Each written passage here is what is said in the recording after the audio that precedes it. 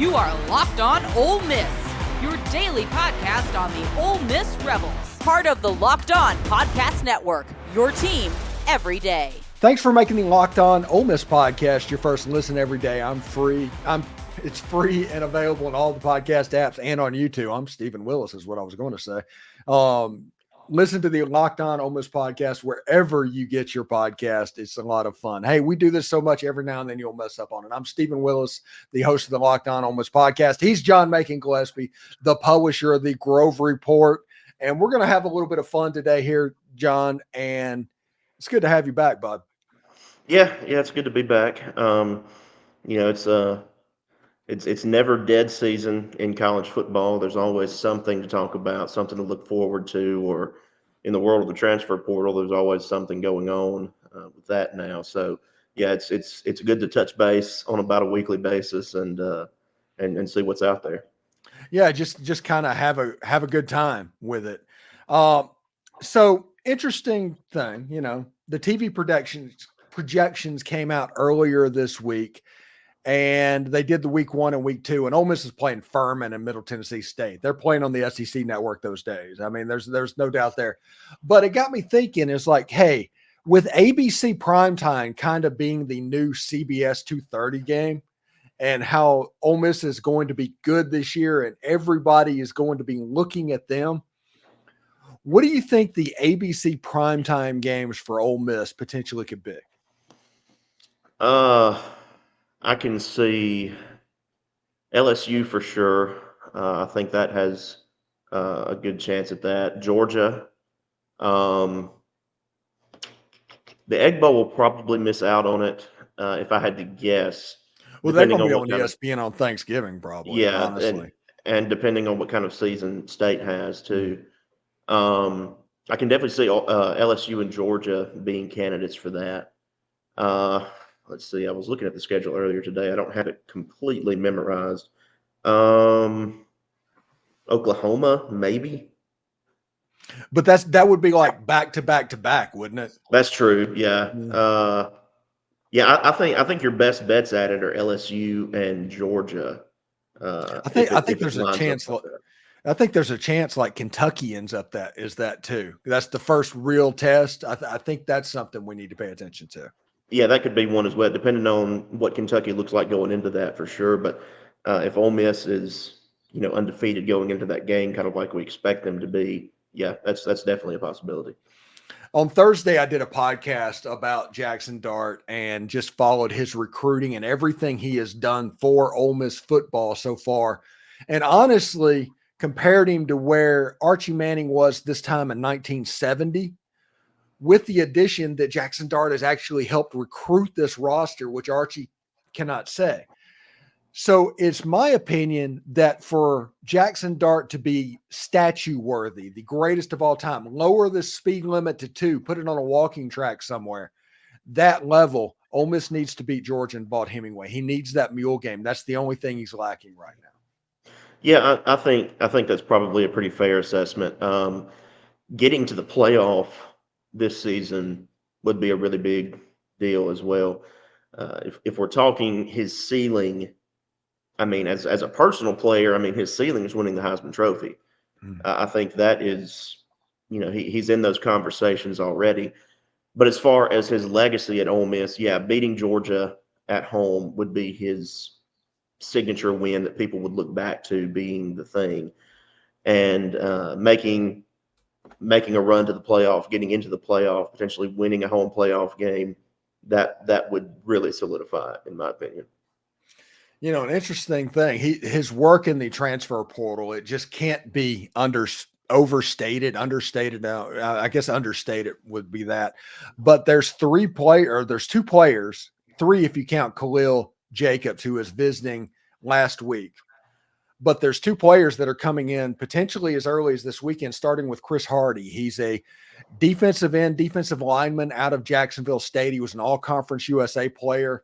He is somebody that makes me think that Tyler Barron's going to end up at Miami or USC, but he's a good player. If you're looking for an end that could pick it up, this is somebody that happens. And every time somebody visits Ole Miss, it's 50-50 they're going to commit. Yeah, that seems to be the trend, right? And a couple of these names actually kind of hit the airwaves a little bit that, hey, they're going to be in Oxford right before we hit record on this. So I haven't had a chance to dive really in deep with them. I have looked at Khalil Jacobs, obviously at the linebacker position. I think that would be a really good securement for Ole Miss. I noticed on Twitter as we record this on Twitter earlier, you quoted the top 10 linebacker rooms in the country. Was that right? And Mhm. Ole Miss was left off of that list. So I do think that is an area where, if Ole Miss can get a land in the portal, that would be a big deal. And he would be a really good piece for that based on his 2023 season. But yeah, I mean, you are right. Whenever a player visits Ole Miss, it seems like here over the last, recent stretch of time, it does seem like there's at least a reasonable shot that they end up committing. Yeah, and another player that has not set up a visit yet, but it looks like he's going to, is Star Thomas. This is a player that I've mentioned on my podcast for like a month, just out of nowhere. And this was the name that I kept hearing over and over again that Ole Miss was going to be involved with. And lo and behold, all of a sudden it's starting to pop up. So if he shows up in Oxford, I would be willing to bet that he's probably going to end up in Oxford. Yeah. Yeah, I mean, at this stage of things, yeah, I think that would be a pretty safe assumption. And again, I mean, that's another position that Ole Miss has attacked recently in the transfer portal and has, they've gotten some really good dividends out of that. Or at least we, on paper look like it's going to be really good dividends. Yeah, that would be another great addition to that room in my opinion, on the brief time I've had to kind of look at his production over the last couple of seasons. Yes, and like I said, I probably heard this name for the first time shortly after the portal opened, so about a month. Hmm. It was just a name. It's like, hey, don't say this yet. Do all this, and now that it's out there, it's out there. He is probably the reason Ole Miss did not make a play at Penny Boone, at these other thumpers that were there. Star Thomas, from what I was told, may be their guy. He may be somebody that they identified fairly early on. Whatever is going on, it's been going through the process, but everybody needs to realize this portal never closes. Once you get into the portal, you can be in there forever if you want to be. It never closes down. So this thing until probably July probably will be the end of this. I think June will be a little bit hectic, I guess you could say, with possibilities of players coming in, but you're going to be hearing new names for essentially the next 6 weeks. Yeah, and that's kind of going back to my opening point here that I mean that this world literally now never stops with college football. I mean, in the years past before the advent of the portal, I mean we were in we were talking about the upcoming season and looking ahead and what we thought teams might be, but now teams rosters are still changing this late and into the summer and stuff like I mean that it never stops. There's always something new to talk about, and that makes it a very exciting time to live in. It's the reason I don't do W's and L's until July. Mhm. We talk about records and things like that, but if you want to granularly look and do previews of games, it makes no sense to do it in May and June at this point. Yeah, because I mean the rosters will be different. I mean, and the players who decide the outcome of the game will be different. So yeah, Thanks again for making the Locked On Ole Miss podcast your first listen of the day. When we come back, John Macon is going to give us his top 5 Egg Bowl memories, moments, games. Stay tuned for that. But first, Gametime is an authorized ticket marketplace of the NBA. It makes getting playoff tickets even faster and easier. Prices on Gametime app actually go down the closer it gets to tip off, I should say. With killer last minute deals, all in prices, views from your seats, and the lowest price guarantee, Gametime takes the guesswork out of buying NBA tickets. They have the lowest price guarantee, event cancellation, job loss protection. Basically, they have top-notch customer service in the industry. They take the guesswork out of buying NBA tickets with Gametime. Download the Gametime app, create an account, and use code LOCKEDONCollege for $20 off your first purchase. The terms apply. Again, create an account, redeem code LOCKEDONCOLLEGE for $20 off. Download Gametime today. Last minute tickets, lowest price, guaranteed.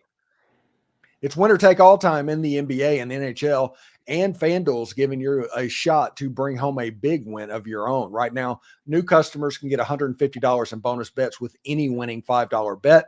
That's $150 to bet on spreads, money lines, and player props, and more. Visit FanDuel.com/lockedon and make every playoff shot count. FanDuel, America's #1 sportsbook. Are you watching Fox Sports or ESPN on your TV all day and you have to turn down the volume with all of that screaming and shouting? Make the switch to Locked On Sports today. It's a free 24/7 streaming channel programmed for you each and every single day to bring you the biggest stories without all of that screaming. Locked On Sports Today brings you can't-miss analysis, opinions, and news streaming 24/7 on YouTube or the free Amazon Fire TV channels app.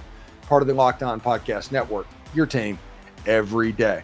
All right, so John Macon Gillespie is on the hot seat today. We are doing the top 5 Egg Bowl moments of all time. Number 5.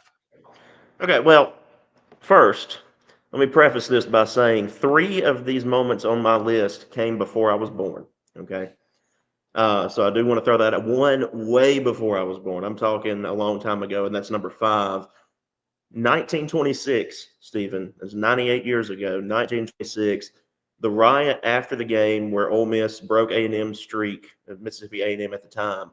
And it's because of that riot that we got the Egg Bowl trophy in 1927 is when that started. So the 1926 game, the mayhem that ensued after it, that's number 5 on my list.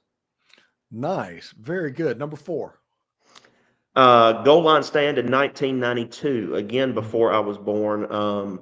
But I've read some up on that game. It was, how many plays was it from inside like the 10? 12 plays, I believe. Yeah, it was a lot. And Ole Miss makes that goal line stand to come away with the win. I think that one may have been in Jackson. I can't remember. No, that was the first game in Oxford. Okay. After it moved back on campus, Greg Plump from Mississippi State threw the ball a little bit behind their receiver. They whined about pass interference, but Ole Miss's defense was really good at that point in time. Number 3. Number 3, I'm going the 2014 Egg Bowl. Now I do remember that one, obviously, the Jalen Walton run. That was obviously a really big game for Mississippi State. Ole Miss winning that game kept State out of the playoff, even though both teams did go on to New Year's Six bowls that year.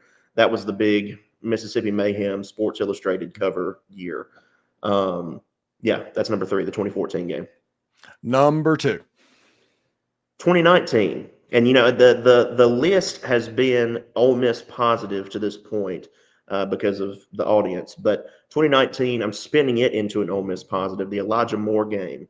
It's really kind of hard to forget that one. I covered that one as a student. That was a really big night. And Elijah Moore's unsportsmanlike conduct penalty eventually led to Lane Kiffin getting to Oxford. So that's my number 2 moment. And it's just picturesque. It still shows up on the internet. Yeah, we are having all the conversations we're having right now because Elijah Moore hiked his leg. That's right. It's mind-blowing. Number 1. The 1983 Immaculate Deflection. I think there. Yeah. Were you? Mm-hmm. Yeah, I think it's hard to, even though people my age are not going to remember that game, looking at the replay of it and everything, and the people who were there, it's hard to kind of describe, I think, and seeing the play actually unfold. I mean, it's stuff out of storybooks. Like it's insane. I have it at number 1. Yeah, you have a situation. There's a lot of weird stuff that happened in that game. That overshadows the fact that there was a weird fluke touchdown scored by Kelly Powell on a fumbled ball that he just ran in untouched, or Timmy Moffitt taking a punt back to the house where Ole Miss blocked literally nobody in their comeback to take the lead. And then Artie Cosby from Mississippi State, he was a good field goal kicker. He was a legit good, and it was 27 yards. Everybody can make that kick. Right before the kick, Billy Brewer, I guess he did a thing where he could ice the kicker, but he may not have been doing that.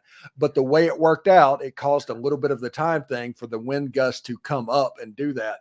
And then when the ball snapped, it was a typical day like right before a really severe thunderstorm where everybody's worried. It's like, well, if he makes this kick, are we going to make it to the car?